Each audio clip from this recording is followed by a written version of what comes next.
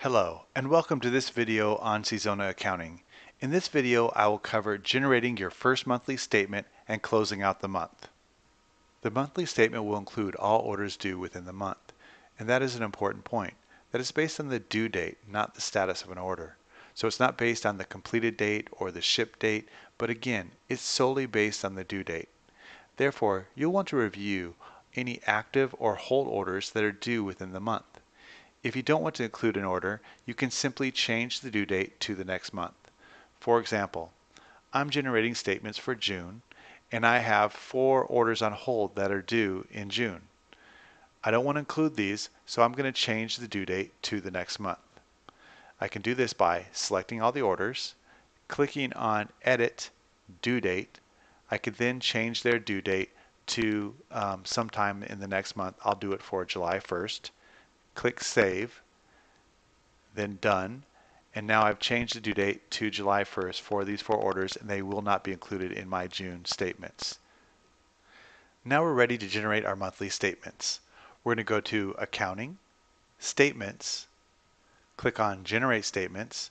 I'm going to do this for all clients for the month of June. I'm going to select when the statement or when the payment is due by for this statement. I'll say July 15th. And then click on Generate Statements. So now I've generated my statements, and I can see each client, their total sales, their total amount due, when it's due by. The client visible is false because I'm not ready to make this visible to the clients just yet via the doctor's portal. When I am ready, I'll click on this Make Visible to Clients, and then clients will be able to see the statement on the doctor's portal. This locked icon, if I needed to make a change to an invoice, because right now all the invoices are locked, I could unlock a statement, go make changes to the invoice, and then when I'm ready, lock it back up. And I'll show you what that means. So if I go to orders and I go to my order history and I select an order that was due in June, like this one here, if I click edit, you'll see that it's locked and I can't make changes to it. I'm going to go back to my monthly statements for June. I can see all the invoices that make up a statement by clicking on this invoices link. And finally, I can view my monthly statement for a client. The next step is to enter a previous balance for all of our clients. And we're doing this because it's the first monthly statement, after which the previous balance will automatically be calculated. But because, again, this is our first monthly statement, we need to enter the previous balance. So, for example, here I have Affordable East Dental, and if they had a previous balance of $200, I would type in $200 here, click on Save Previous Balance, and now when I look at their monthly statement, I'll see a previous balance of $200. So we'll want to proceed to do this for all of our clients. Now that we've entered the previous balance for all of our clients, we're ready to print these statements. I'll click on Print Email Statements. I'll select all my clients and then Print Statements. If the print menu doesn't automatically come up, just hold down the Control key and press P to print.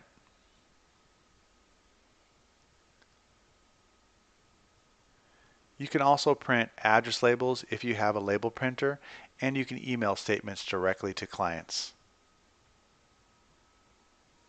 The final step to generating your monthly statements is to make them visible to your clients via the doctor's portal. And you can do this by clicking on Make Visible to Clients and then Save. Now visible is set to true, and your clients can see their statements and make payments to you directly via the doctor's portal. As payments come into the lab for the monthly statements, you'll want to enter them in and monitor your client's account balance. To receive payments, go to Accounting, Payments, click on New Payment. We'll select the client, the date that you receive the payment, reference number, which could be like a check number, the amount, and any notes. Click on Save and Close. Now we've entered a payment. To monitor your client's account balance, go to Reports, Accounting, Account Balance. Here it shows you a table of your clients, their amount due, any payments received, and their final balance. So for example, Affordable East Dental, they owed us $695. They made a payment of $695, so their balance is zero. You can monitor your client's account balance throughout the month, and when it goes past this due date, so on July 16th, if they have a balance, it will then turn to red. In this video, we covered generating your first monthly statement, which included the following steps. Reviewing active and hold orders. We do this because what gets included in the monthly statement is based on the due date. Generate your monthly statements. Add a previous balance. This was because it was the first monthly statement. We won't have to enter a previous balance in the future because it will automatically be calculated for us the next month. We printed the statements. We made those statements visible to clients, which means the clients can now view them on the doctor's portal. And then finally, we covered receiving payments and monitoring your client's account balance. Thank you again for watching this video.